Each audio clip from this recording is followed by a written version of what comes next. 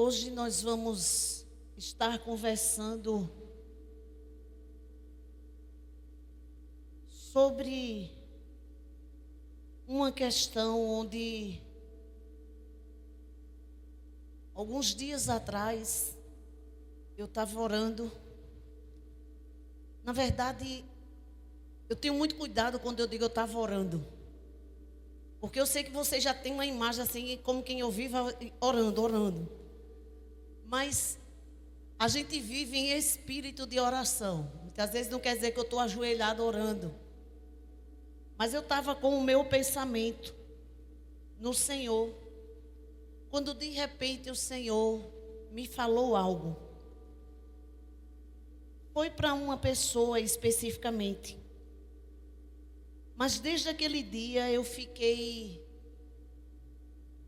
vasculhando a minha própria vida. Porque apesar da história de Jonas nos ser muito conhecida, a gente tem o hábito de ler Bíblia e ler, mas na hora que o Espírito Santo quer nos tocar acerca de algo, ele faz com que as Escrituras, elas nos conduzam ao lugar que ele quer nos levar. E hoje a gente vai ver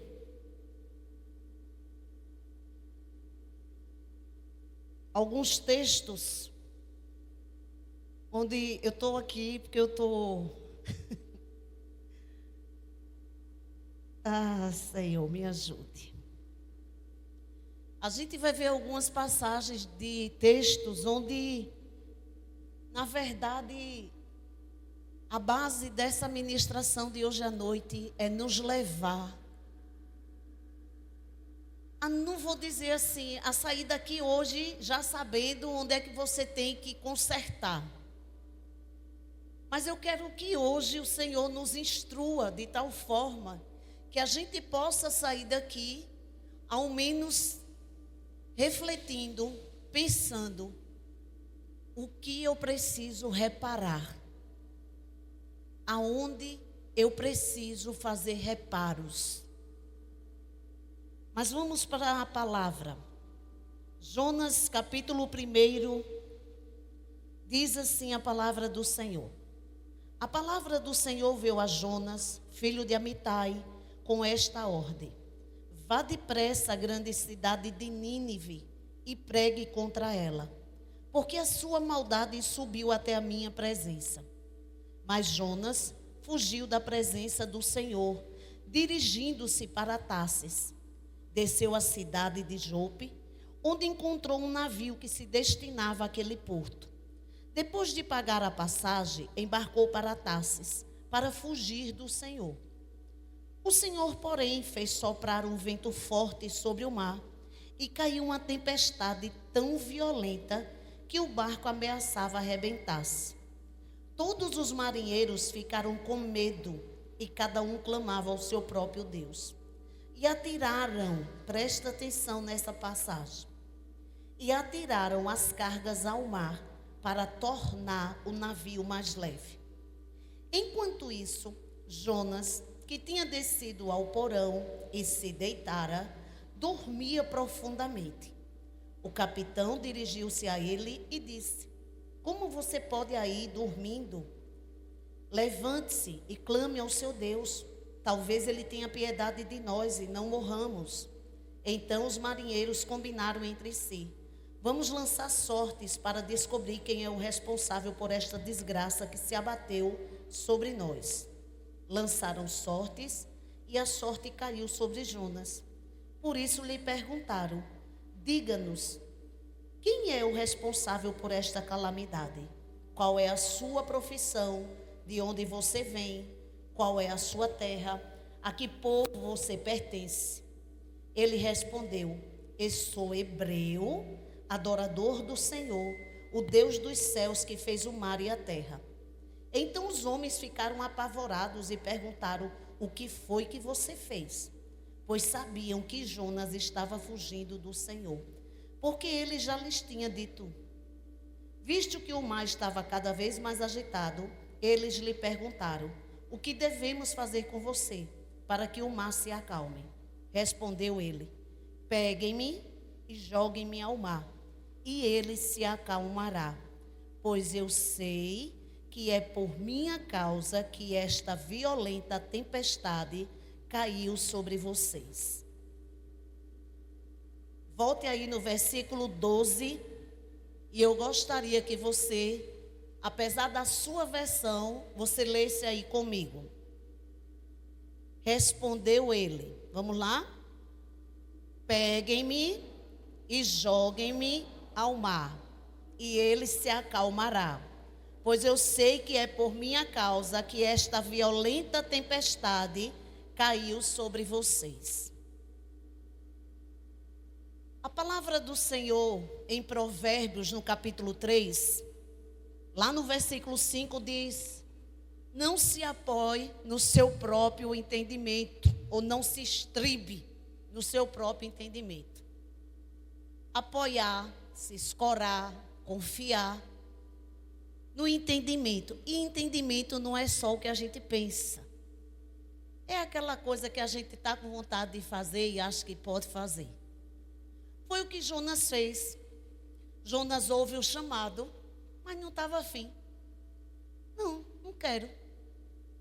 Sabe aquela hora que você sabe que você tem um dom, você tem um talento. Você sabe que Deus lhe confiou algo, mas você simplesmente decide que não quer. Não, eu já estou velho, estou cansado. Igreja dá trabalho demais. Lidar com gente é coisa muito problemática. Dá uma agonia. E eu sei lá se eu sei fazer. E se eu não fizer direito e vierem reclamar comigo? Eu não estou a fim de ouvir reclamação. E Jonas simplesmente decide fugir, não só do chamado, como da presença do Senhor. Eu não sei onde Jonas estava com juízo. Que hora que a gente pode se esconder do Senhor? Mas ele jurou que dentro daquela estrutura, porque, irmãos, não era uma jangadinha que bota na lagoa, não era uma moto aquática que você está vulnerável, não, era um navio, uma embarcação, era algo de estrutura forte.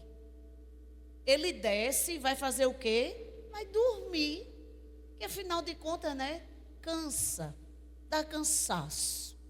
E aí, na hora do cansaço, Jonas fez o quê? Desceu e foi dormir. Mas a grande questão aqui hoje é a seguinte: quando eu tomo um rumo, quando eu faço algo que Deus não me mandou fazer, mesmo que seja a respeito da minha casa, e isso não é só porque eu sou pastora, traga essa mensagem para cada um de vocês, para cada um de quem vai assistir agora ou depois, a condição do seguinte: a gente acha que se eu tomar uma decisão ruim, só foi para mim. É como um corte de cabelo. Se eu errar, cortei meu cabelo, aí não prestou não, mas cresce. Besteira. Cabelo é que nem capim, nasce, cresce, depois a gente corta direito. Queridos, toda nossa atitude vai refletir numa consequência. Pode causar danos terríveis a outro que não tinha nada a ver com a nossa ação. A gente toma uma atitude e acha que vai ser só a gente que vai sofrer. Quando um casal decide que vai divorciar, que vai separar, não está dando certo, vamos separar. Nem tenta, e muitas vezes quando tenta, não tenta o suficiente, ou um lado só tenta, o outro não. E aí acontece o quê? O dano não é só para aquele casal, não é só para os filhos dentro de casa. O dano, ele ecoa, ele alcança até os amigos, porque os amigos, numa hora dessa, vai ter que decidir: e agora eu sou amigo de quem? E isso é tudo na nossa vida. A gente acha que o que a gente toma de atitude, não, eu vou fazer porque eu acho que isso é o melhor. Aí quando tem uma crente, ou um crente, né? Bem crente, aquele bem cabuloso, que a gente muitas horas não quer nem escutar, que diz assim: mas você orou? Você perguntou a Deus se era para fazer isso mesmo? Não, não precisa não. Já tá mostrando o que é para fazer. Mas depois a consequência chega. O dano acontece. Mas o grande problema é, e quando o dano acontece? Será que eu e você está pronto a dizer, me jogue no meio da tempestade? Porque tudo isso que está acontecendo é culpa minha. Porque o grande problema é, eu causo dano, mas na hora de assumir que eu causei o dano, eu só fiz isso porque fulano fez aquilo. Né? A síndrome de Adão. Porque quando Deus chega aqui e confronta Adão, o que é que Adão diz? Foi a mulher que o Senhor me deu. Quem foi o culpado na história? Foi Deus. Adão achou de culpar Deus. Fala sério, Adão tinha coragem. Mas a gente não fica diferente não, irmãos. Porque a gente tem até o hábito de usar versículos. Quando a coisa não está boa, e a gente vai se abrigando em alguns versículos, ao invés de a gente reconhecer. Porque o santo Jonas foi se deitar e foi dormir. Mas enquanto ele estava dormindo, tinha uma tripulação sofrendo prejuízos, jogando sua mercadoria fora, jogando o que era seu fora, dentro do mar, para ver se aliviava a embarcação. Mas o santo estava lá dormindo, curtindo, sonhando de repente, né? Imagino, enquanto alguns ficam enjoados em navios, Jonas para ele era berço de cadeira de balanço, vamos dizer assim, ou uma redinha, né? Jonas estava lá, só se balançando no mar e sono profundo. Mas quando acordam ele diz o quê? Ele não assume. Foi necessário fazer uma prática que era costume naquela época. Vamos lançar sorte e ver quem é o culpado. E quando cai sobre ele, aí ele vai e diz: o que vocês têm que fazer é me jogar no meio do mar. Porque tudo isso que está acontecendo é minha culpa. Só que quando ele vai assumir a culpa, os danos já tinham acontecido. E isso é muito, muito, muito, mas é muito, muito sério. Eu quero ler com vocês, abra Tiago, porque a gente tem o hábito de quando as coisas não estão boas, quando eu estou dizendo que a gente se abriga até mesmo em versículos, porque quando a coisa começa a ficar difícil, a gente vai consolar o outro e diz o quê? Olhe, todas as coisas cooperam para o bem daqueles que amam a Deus. Mas espera aí, irmãos. Essa mania que crente tem de vamos jogar versículo sem antes trazer luz. Quando tudo estava o caos. Deus não disse, vamos lá, separa as águas, os animais, haja aí, os luminares. Não, a primeira coisa que Deus diz é, haja luz. Irmãos, tem que ter luz, tem que ter a iluminação, porque se não tivermos luz naquilo que a gente não sabe resolver, naquilo que a gente não reconhece que a gente errou, é problema.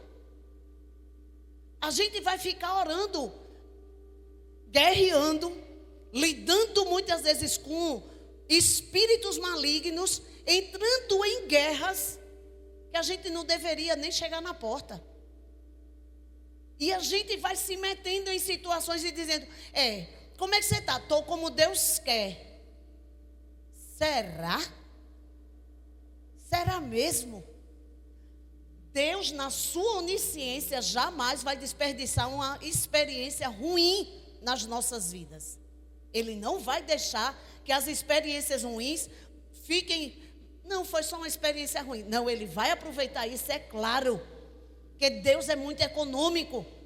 Mas o que a gente não pode fazer é trazer o prejuízo, deixar os outros terem o prejuízo e a gente fazer de conta que foi Deus que permitiu tudo isso e eu vou fazer o quê? Não, irmãos. Muitas vezes são as nossas escolhas, são as nossas arrevelias, as nossas rebeldias, são os nossos achismos. Não, eu pensei que podia fazer. E você orou, você perguntou ao Senhor.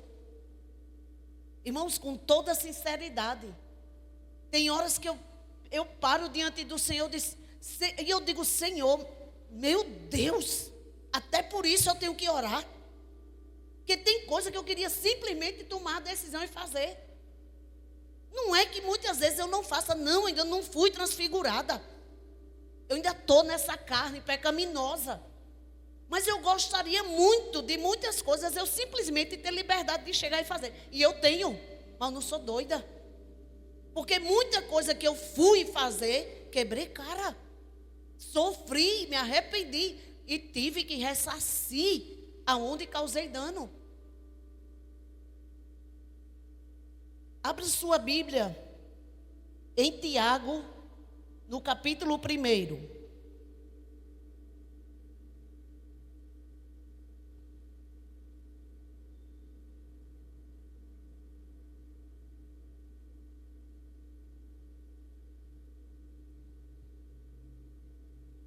Tiago, capítulo 1, versículo 13.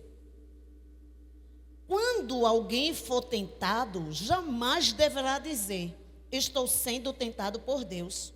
Pois Deus não pode ser tentado pelo mal, e a ninguém tenta. Cada um, porém, é tentado pelo próprio mau desejo, sendo por este arrastado e seduzido. Então, esse desejo, tendo concebido, dá à luz o pecado, e o pecado, após ser consumado, gera a morte. É simples assim. A gente tem colocado Deus muitas vezes em muitos lugares, que Deus, eu acho que olha para a gente e faz, vocês estão de brincadeira? Vocês andam comigo há tanto tempo e ainda não me conhecem? Porque certas situações a gente diz, foi Deus mesmo, acho que foi Deus. E não tem nada a ver com Deus. Tem a ver com o quê? O nosso mau desejo. Aquilo que a gente simplesmente quis fazer, mete os pés por fazer e depois, aí a gente, quando Deus quiser eu saio dessa. Não, a gente se mete nas encrencas. A gente acha que pode fazer qualquer coisa com o Senhor. E está tudo certo.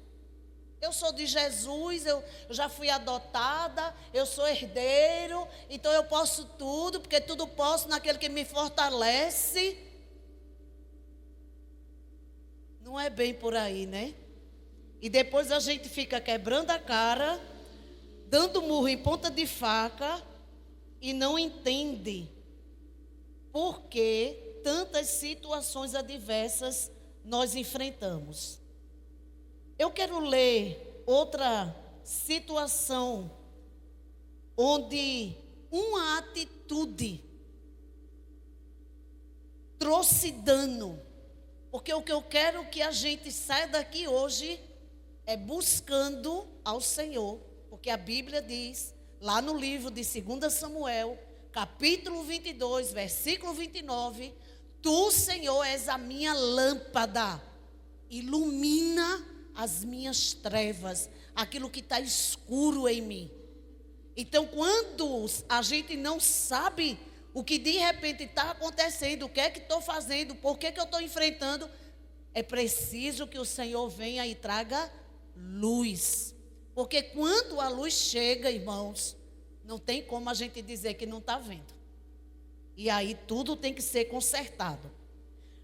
Mas só para a gente não ficar só em Jonas, e a gente entender que tanto um profeta como um rei pode causar danos grandiosos.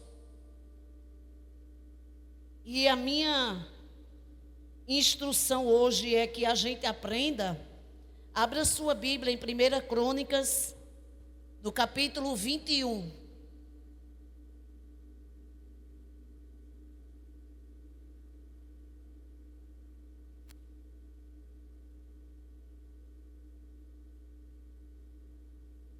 Irmãos, se promover o mal para a gente já é ruim, você imagina quando a gente promove o mal para o outro.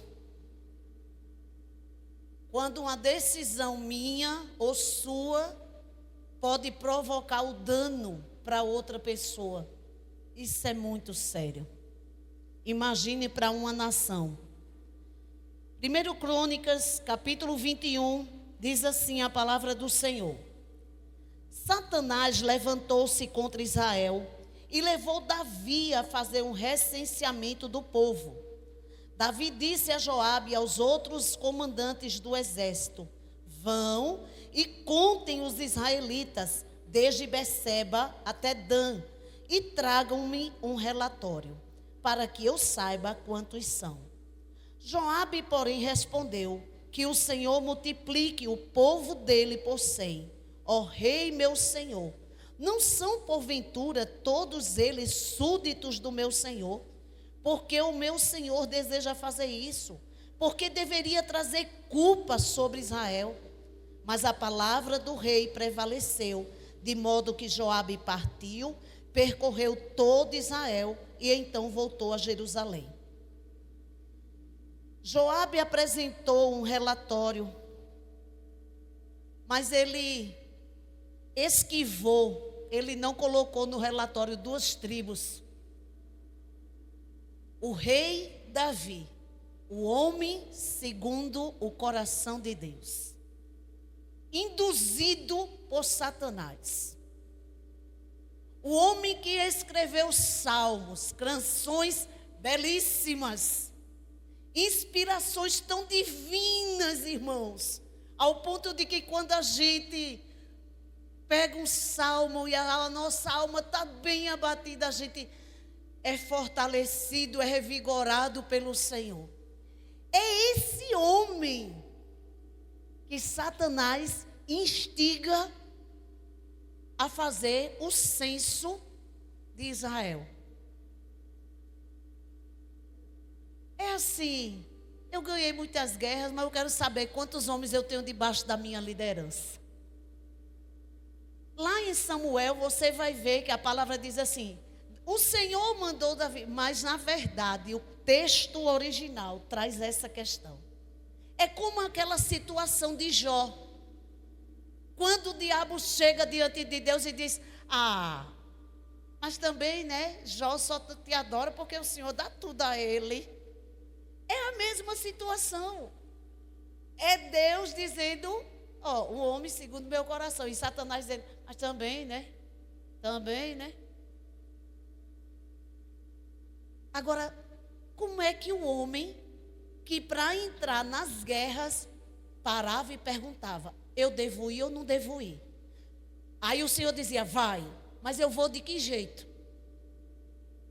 Porque Davi nunca perguntava só: eu devo ir para a guerra? Não, eu devo ir, sim, mas eu faço como? Sabe a hora do que eu disse, que muitas vezes eu canso quando eu digo: Senhor, até por isso eu tenho que orar.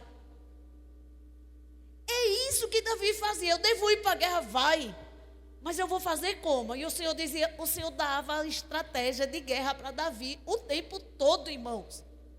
Davi saía vitorioso porque ele tinha um general de guerra, estrategista, que nunca perdeu batalha. Mas cai na insanidade de contar o povo.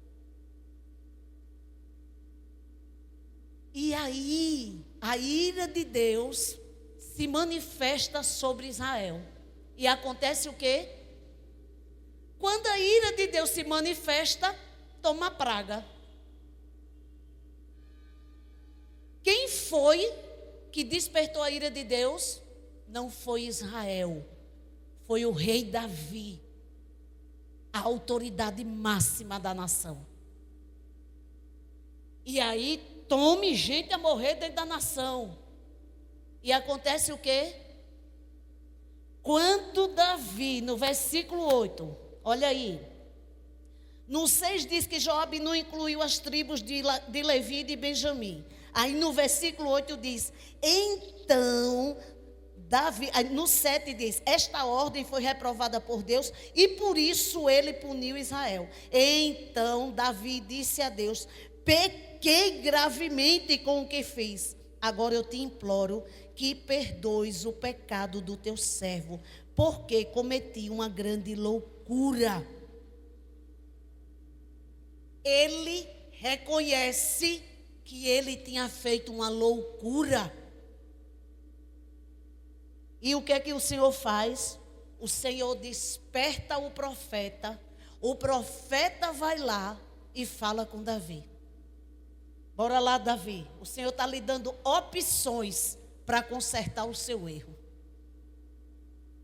Eu vou dizer uma coisa a vocês, meu irmão. É ser muito Deus.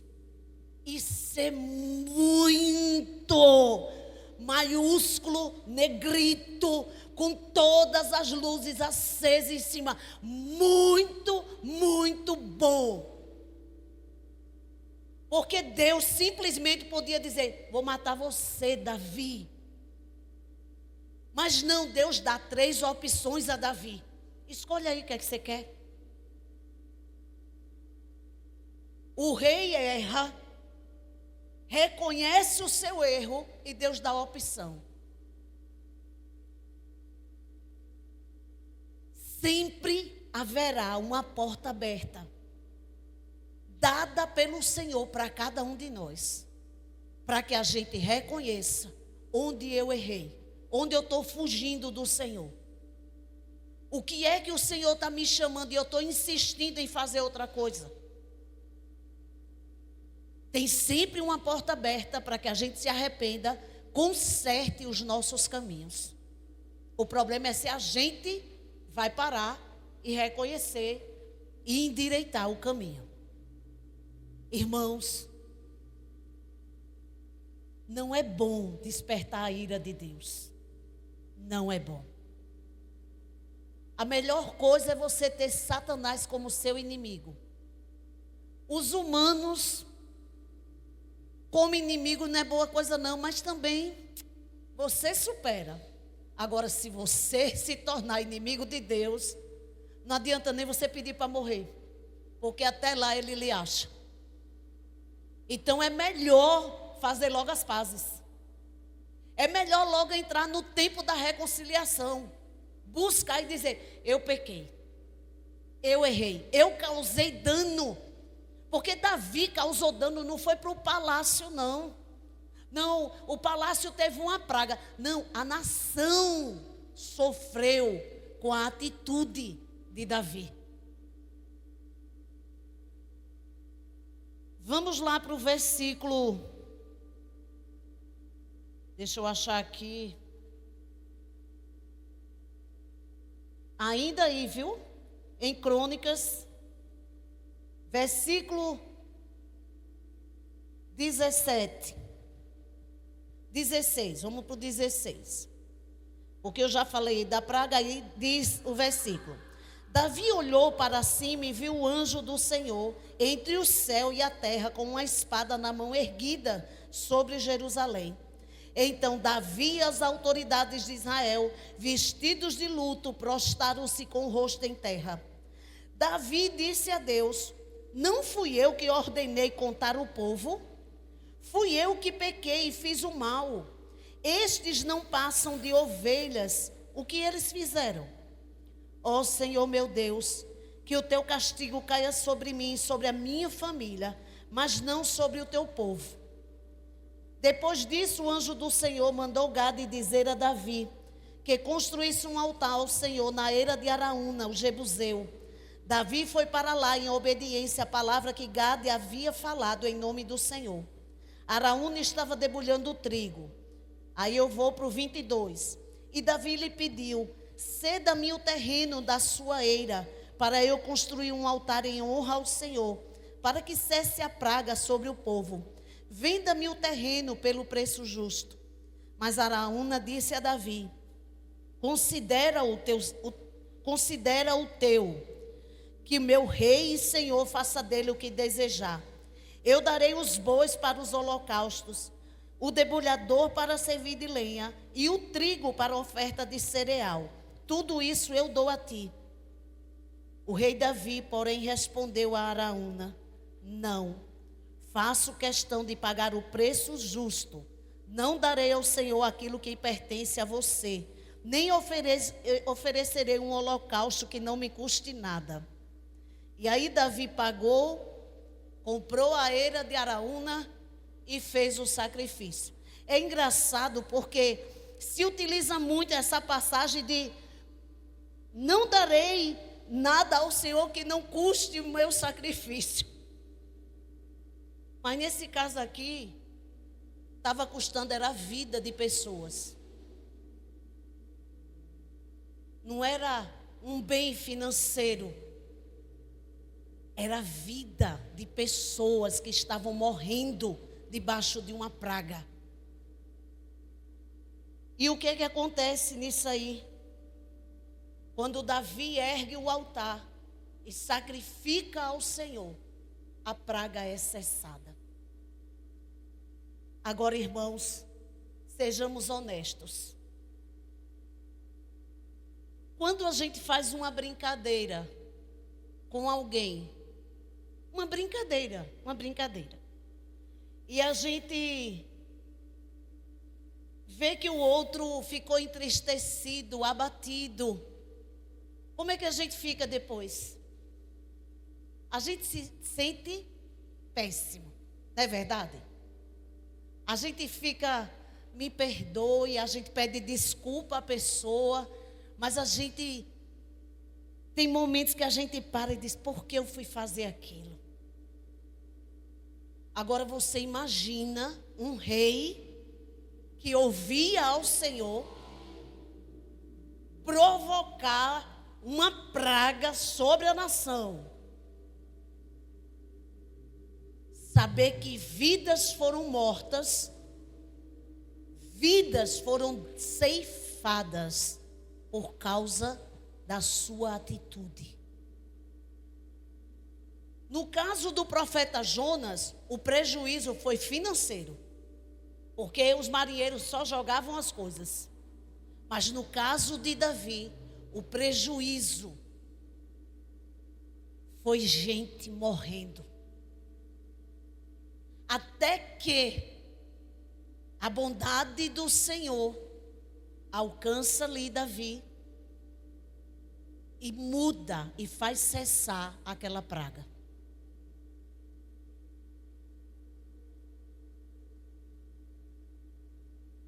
Todos esses dois personagens, eles nos mostram esse caminho. Haverá sempre, irmãos, uma porta aberta para que a gente faça cessar a praga, para que a gente faça cessar o prejuízo, o dano que a gente causou a outro. Sempre vai haver recurso em Deus. Quando eu reconheço o meu erro, reconheço o meu pecado, reconheço a minha fuga da presença do Senhor, o Senhor vai sempre me dar uma porta, uma oportunidade para consertar aquilo que eu fiz de errado. A questão é, e aí? A gente está disposto a pagar o preço? Porque Davi teve que desembolsar para comprar a eira e todos os instrumentos para fazer o sacrifício. No caso do profeta Jonas, ele teve que entregar a sua própria vida. Para quê? Me joguem no mar. Jonas, a gente lê a história de Jonas e a gente sabe, o grande peixe engoliu Jonas, Jonas se arrependeu e o peixe vomitou Jonas lá em Nínive, próximo de Nínive. A gente sabe, porque a gente lê o que está escrito. Mas Jonas não sabia que tinha um peixe esperando ele não, irmãos. Ele não sabia que tinha transporte para ele. Ele só sabia uma coisa: o mar vai se aquietar, porque eu provoquei isso. Em uma questão a gente tem que reconhecer, em todas as questões, melhor dizendo, a gente tem que reconhecer: o Senhor é muito Senhor. Porque Jonas fugiu, aí Deus disse: espera aí que eu vou lhe mostrar que o meu poder vai no céu, vai na terra, vai em todo canto. E Deus, na sua soberania, faz com que os elementos se movimentem. Para quê? Para divertir Jonas, para fazer Jonas voltar ao seu propósito. Porque, irmãos, Deus não está preocupado com o quanto eu vou ter de dinheiro na minha conta bancária. Se eu vou estar bonita ou se eu vou estar descabelada. Todo o contexto da nossa vida está num padrão: cumprirmos o propósito do Senhor. Jesus vem ao mundo como ser humano e ele faz o quê? Ele passa toda a sua vida para cumprir o propósito. Mas a gente acha que a gente está aqui só para ocupar um espaçozinho e muitas vezes, sejamos sinceros, a gente quer ocupar o espaço de qualquer jeito. Não, eu vou ali no meu trabalho, faço de qualquer jeito, está tudo certo. É só para eu ganhar o meu dinheiro mesmo. Não, eu casei, mas agora é só para criar os filhos mesmo. Não, agora eu faço... Tá bom, tá certo. Parabéns para você. Só que não. Porque se eu e você naquele dia... Cadê o talento que eu lhe entreguei? Onde é que você colocou ele? Cadê você? Mas eu confiei a você. Eu pedi para você fazer. Mas eu não estava afim, Senhor. Eu queria dormir um pouquinho mais. E aí o Senhor diz o quê? E agora que eu estou vendo, lhe conheço, não, ó, fora. Como diz a apóstola Valnice Milhomes, nós seremos os mais infelizes dos mortais. Porque vamos viver dentro de igreja sem cumprir o propósito. É pior do que quem está no mundo, meu irmão. Porque quem está no mundo está cumprindo o propósito dele para Satanás. A gente, com Cristo, a gente tem que cumprir o propósito de Cristo. O Senhor dá oportunidade de arrependimento, tanto para Davi como para Jonas. Davi foi lá, comprou a eira. Não, eu vou comprar. Eu não vou dar ao Senhor nada que não me custe, não. Mas o mal já tinha acontecido. Jonas, no capítulo 2, diz assim: em meu desespero clamei ao Senhor e Ele me respondeu. Do ventre da morte gritei por socorro e ouviste o meu clamor. Jogaste-me nas profundezas, no coração dos mares. Correntezas formavam um turbilhão ao meu redor. Todas as tuas ondas e vagas passaram sobre mim. Eu disse: fui expulso da tua presença. Contudo, olharei de novo para o teu santo templo. As águas agitadas me envolveram, o abismo me cercou, águas marinhas se enrolaram em minha cabeça. Afundei até chegar aos fundamentos dos montes, a terra embaixo, cujas trancas me aprisionaram para sempre.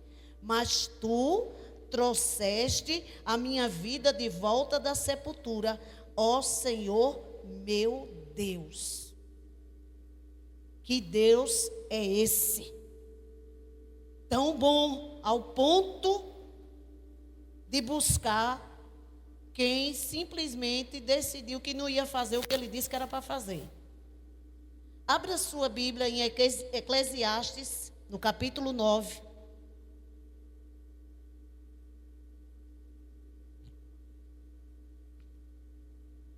Eclesiastes, capítulo 9.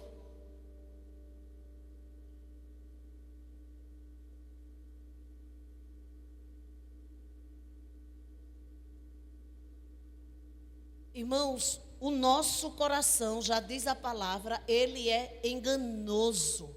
O nosso coração sabe nos trair. É a dor mais terrível para quem vive num relacionamento, é traição. Seja entre marido e mulher, noivo, namorado, entre amigos, a traição é uma dor horrenda. Aí a gente carrega um traidor dentro da gente.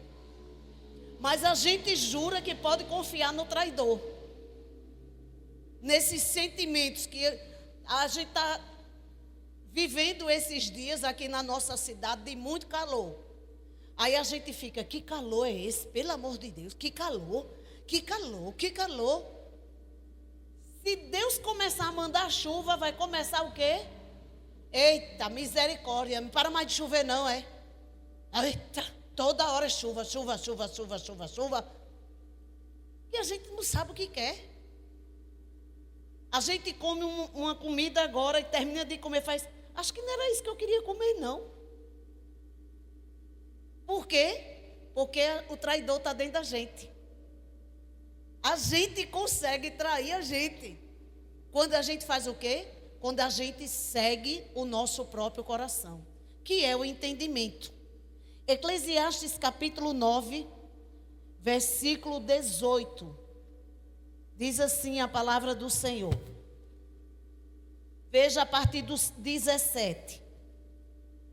As palavras dos sábios devem ser ouvidas com mais atenção do que os gritos de quem domina sobre os tolos. A sabedoria é melhor do que as armas de guerra, mas um só pecador destrói muita coisa boa. A gente tende a ouvir quem? A gente tende a ouvir os gritos. A quem grita. Grito da multidão. Porque até isso Jesus nos ensinou na cruz. Ele na cruz, antes de Jesus ser crucificado, gritava o quê? Crucifica-o. Aí crucificaram. Depois de ele crucificado, gritavam o quê? Desce daí, salva-te a ti mesmo. Mas o tempo inteiro, Jesus não ouvia o grito da multidão. E a prova que a gente tem ouvido muito o grito da multidão, irmãos, é que a gente vê qualquer coisa na internet e a gente julga como verdadeiro. Para quem dirige e está no trânsito, o grito da multidão é o quê? Uma buzina. E aí quem está atrás de você está bi, bi, bi, bi, bi, bi, bi, bi, bi. Mas você sabe que não dá para ir. E por que você vai na onda de quem está buzinando atrás de você, irmão? E muitas vezes enfia o pé, aí ganha uma bela de uma multa, por causa de quê? Porque você ouviu o grito da multidão. O grito da multidão é aquela hora onde todo mundo diz, não, mas vamos. Mas no seu espírito, o Espírito do Senhor está dizendo, não vá. E você vai. O que a gente precisa aprender é voltar a depender do Senhor. É aprender, ou voltar a aprender, que o Senhor fala, é a gente que não tem escutado. Porque quando a gente escuta muitas vozes, a gente não vai conhecer a voz do pastor. Mas quando a gente está com o ouvidinho afinadinho, ele vai falar, a gente vai ouvir, não vai ter confusão. Por que é que a gente sabe que o Espírito Santo está dizendo para a gente não ir para determinado lugar, e a gente, para dar satisfação à sociedade, a gente vai. Aí chega lá, tem confusão, tem problema, tem prejuízo, por causa de quê? Porque a gente achou melhor agradar o ser humano do que o Senhor. E a gente muitas vezes vai vivendo dessa forma, achando que está tudo certo. Meu irmão, não está nada certo. A gente tem que endireitar os nossos caminhos. Parar de ouvir os gritos e ouvir o sábio. Como a palavra diz, a sabedoria é melhor do que as armas de guerra, mas um só pecador destrói muita coisa boa. Sabe aquele convite que você recebeu? Mas no seu espírito você sabia que o Senhor estava dizendo para você não ir. Ai, mas como eu vou dizer que não vou? Ai, fulano gosta tanto de mim. Ai, meu Deus. A minha família é tão acostumada com as coisas doidas para o mundo, que eu vivo, que a minha família não estranha nada. Uma sobrinha minha casou em fevereiro. Eu amo meus sobrinhos como se fossem filhos, porque tive a oportunidade, com exceção de um, de cuidar de todos.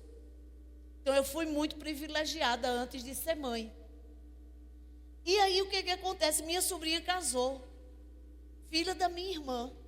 Ó, que honra!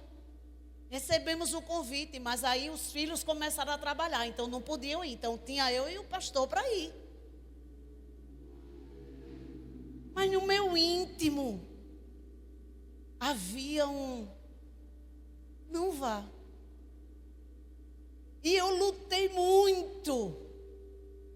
Eu me acordei para ver a roupa que eu ia 2 dias antes. Eu já estava com tudo certo, estava tudo organizado. Aí um dia a gente conversando aí, o meu filho Mateus disse: mãe, se a senhora não está em paz, não vai. Eu disse: mas é minha sobrinha, filha da minha irmã. E a minha irmã que ficou viúva recente. E ele disse: mãe, mas se a senhora não tem paz, não vai. E aí eu orei, eu disse: Senhor, toma frente, porque eu tenho que fazer essa ligação. Na hora que eu liguei para minha irmã, eu disse: oi, minha irmã. Aí ela disse: oi, minha irmã. Tudo na paz, tudo na paz. Eu estou ligando. Aí ela deu um risinho do outro lado. Eu disse: minha irmã, eu não vou para o casamento da Ney. Aí ela disse: oh, minha irmã, eu já sabia tanto disso.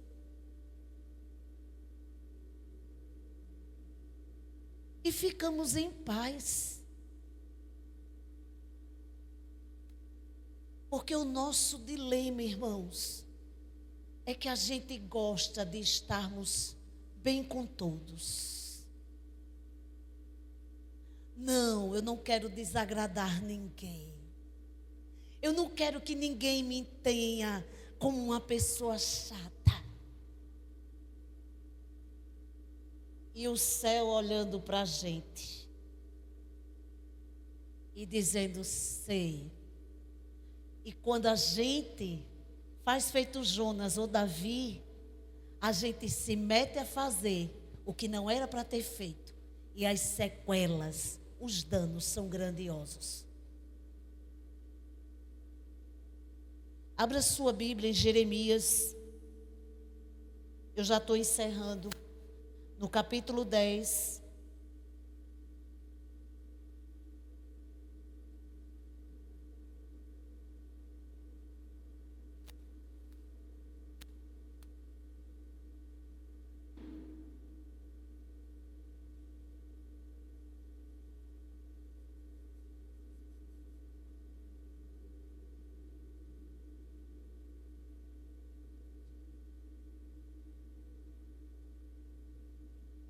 Jeremias capítulo 10,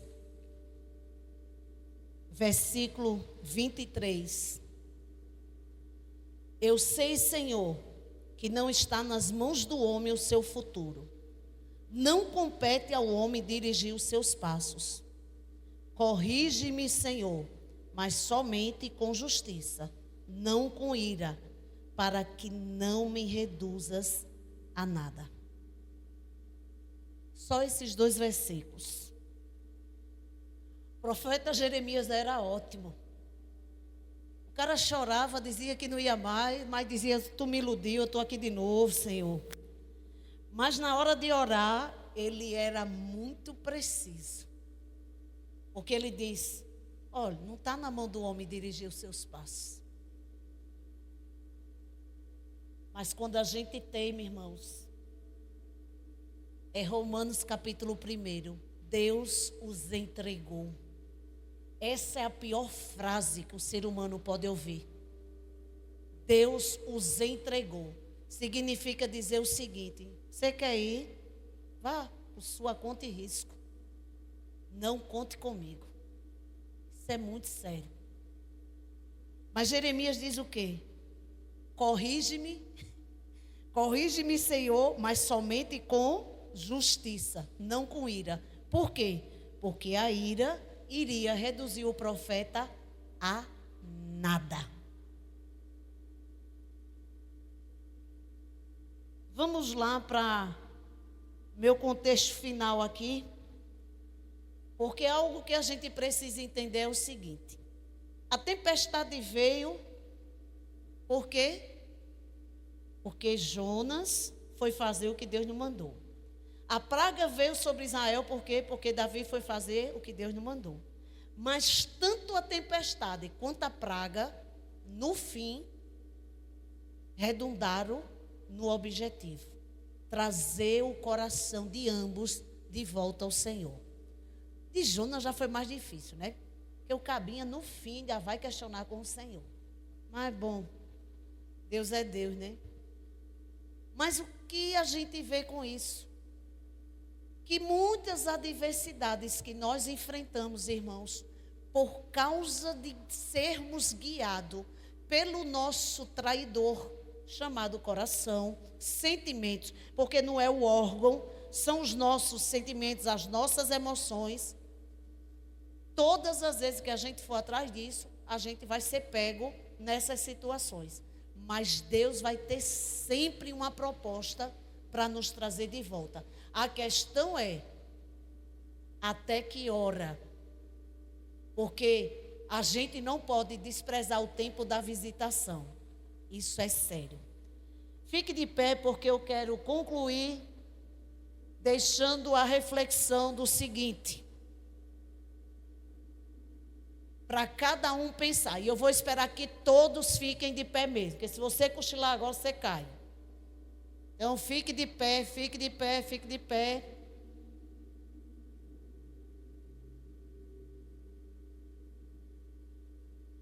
Temos causado dano, prejuízo a alguém por nos colocar onde Deus não mandou? Pense, viu? Não me responda, só pense.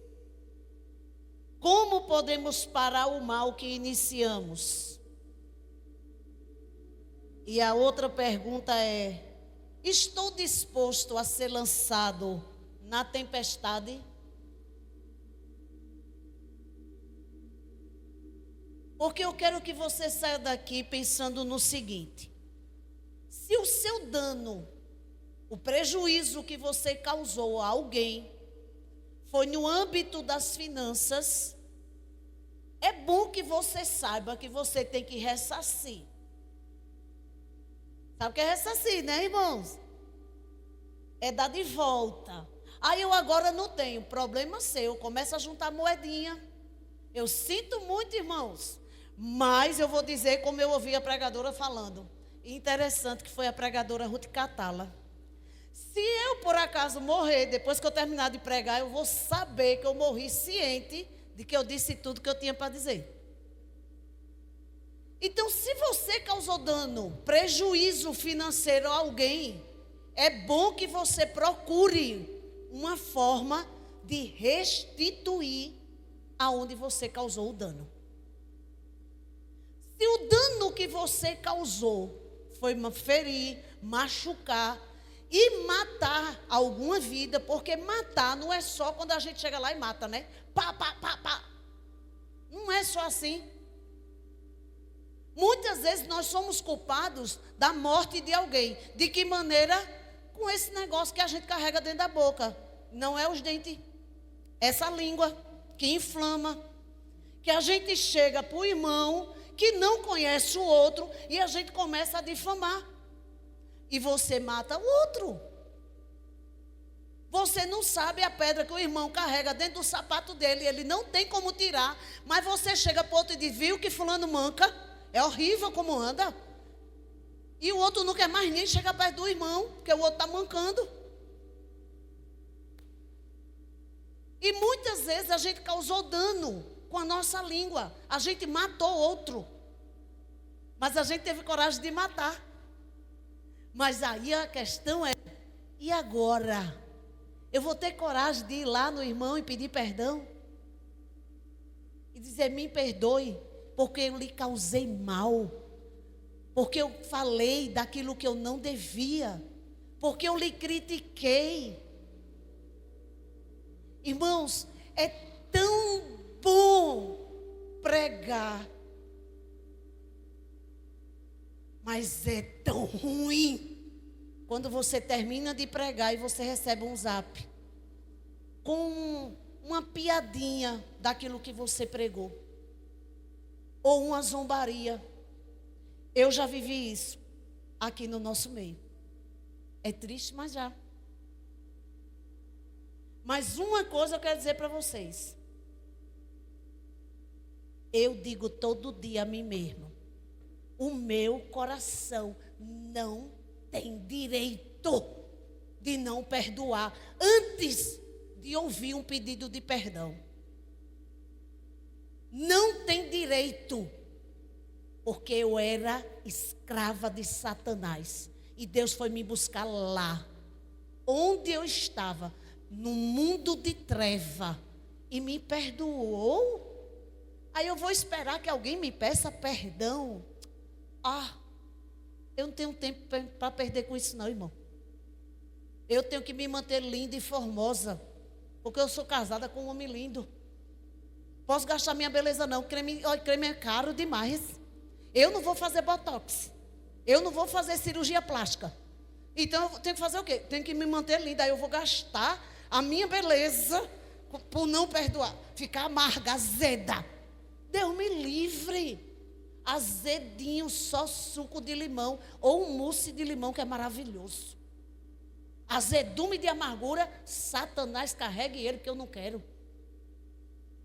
Mas qual é a situação onde você precisa, onde eu preciso pedir perdão a Deus e ao outro?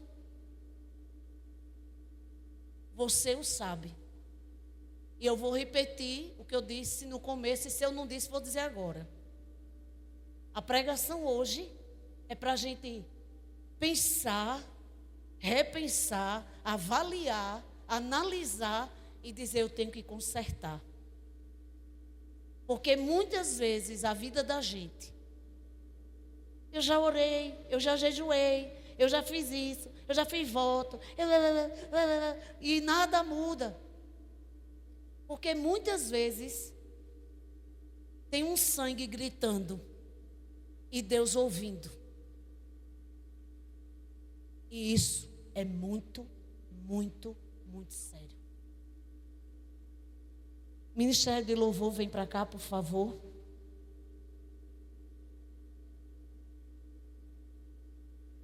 Vou repetir as 3 perguntas e qualquer coisa eu mando para o zap, viu?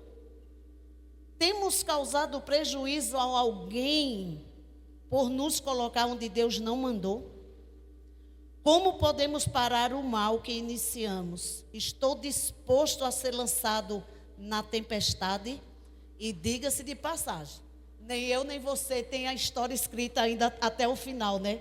Então a gente não sabe se vai ter transporte ou se a gente só vai estar no meio da tempestade.